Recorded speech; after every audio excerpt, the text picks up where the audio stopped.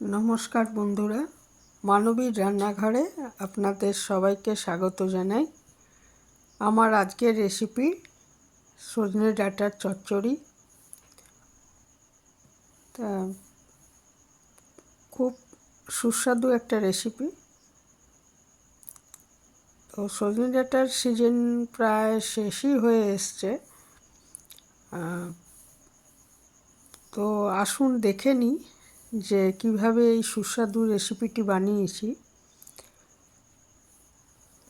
এর জন্য আমি কয়েকটা সজনে ডাঁটা নিয়ে নিয়েছি। এগুলো আঁশ ছাড়িয়ে ভালো করে ছোট ছোট করে টুকরো করে কেটে নিতে হবে আগে। আর এর সাথে কিছু সবজি দেব। সেগুলো হলো একটা ঝিঙা নিয়েছি, একটা বেগুন, এক টুকরো কুমড়ো, একটা আলু আর একটা মিষ্টি আলু। এইগুলো আগে ছোট ছোট করে কেটে নেব, কেটে ধুয়ে নেব ভালো করে। যে ডাঁটাটা আঁশ ছাড়িয়ে এইভাবে কেটে নিয়েছি।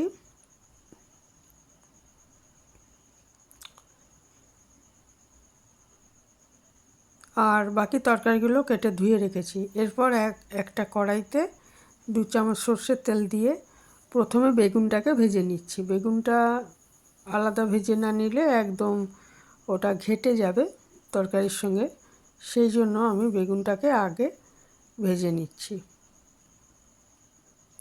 নুন আর হলুদ দিয়ে দিলাম পরিমাণ মতো, দিয়ে এটাকে ভেজে নিচ্ছি।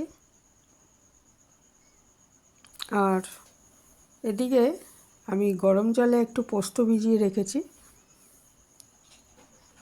তাহলে বাটতে সুবিধা হবে। কাঁচা লঙ্কা দিয়ে পোস্তটা বেটে নেব।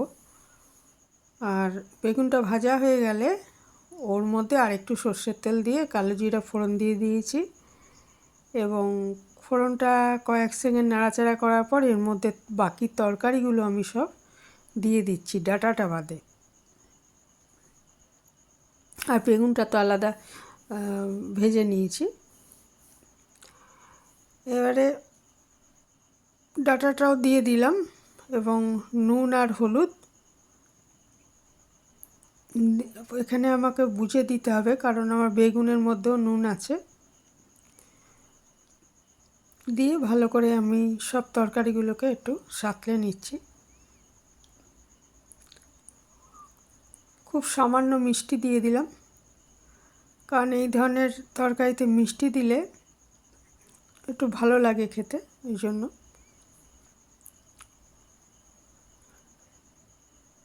এবারে খুব ভালো মতো এগুলোকে মিশিয়ে দিচ্ছি, নুন চিনি আর হলুদটা যাতে মিশে যায়, দিয়ে নাড়াচাড়া করে আমি ঢাকা দিয়ে 4-5 মিনিট রান্না করে নিচ্ছি।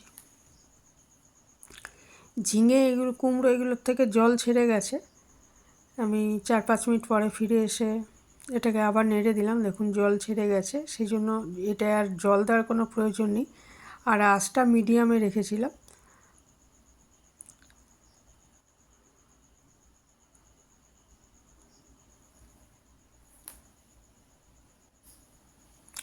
তারপর নাড়াচাড়া করে ওটাকে আবার ঢাকা দিয়ে একটু রেখে রান্না করে নিচ্ছি।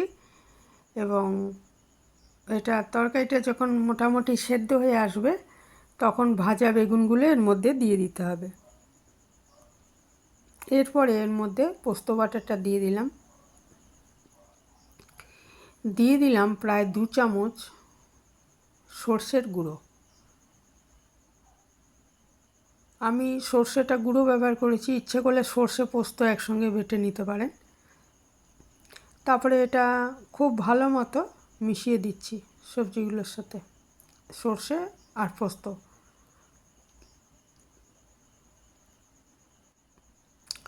ভালো মতো নাড়াচাড়া করে আবার ঢাকা দিয়ে একটু রান্না করে নিচ্ছি। ঢাকাটা দিচ্ছি এই কারণে যে সব যাতে ভালো মতো মিশে যায় মশলাটা এবং সব তরকারির সাথে। অল্প 1-1.5 মিনিট ঢাকা দেওয়ার পর ওটা খুলে নিয়ে এবারে আমি তরকারি যেহেতু সেদ্ধ হয়ে গেছে সবজিগুলো, সেই জন্য আমি আর ঢাকা দিলাম না। এবারে এটাকে জলটাকে শুকিয়ে নিতে হবে।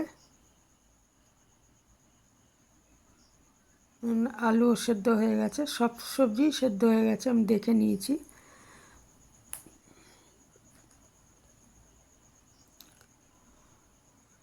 এবার চচ্চড়িটা হয়েই গেছে, এই সময় ধনেপাতা দিয়ে দিলাম।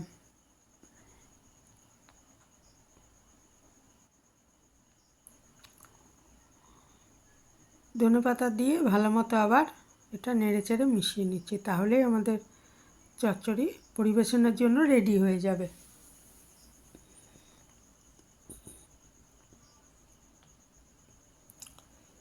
এটা একদমই রেডি হয়ে গেছে, আমি আঁচটা বন্ধ করে দিলাম। গরম ভাতের সঙ্গে খুবই ভালো লাগে, সাথে একটু ডাল হলে তো কথাই নেই। এই ছিল আমার সিম্পল রেসিপি। ভালো থাকবেন সবাই।